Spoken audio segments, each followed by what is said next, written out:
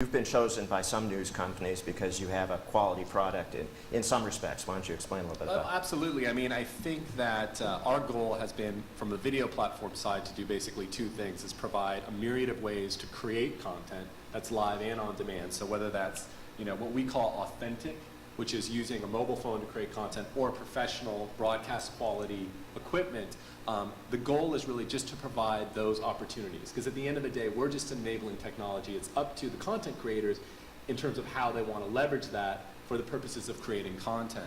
And then the other side of it for us is how to distribute that content.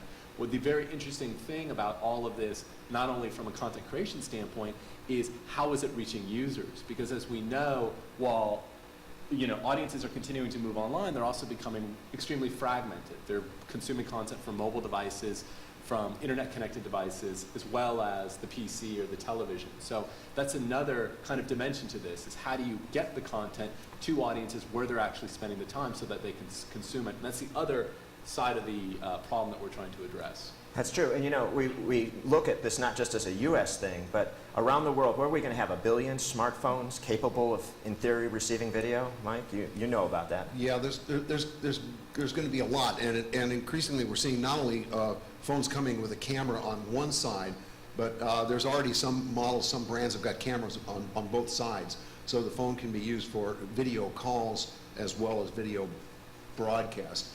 And we're forecasting at the Institute for the Future that by the end of the decade, almost every human on the planet will be able to afford a credit card sized device with equivalent capability of an iPhone.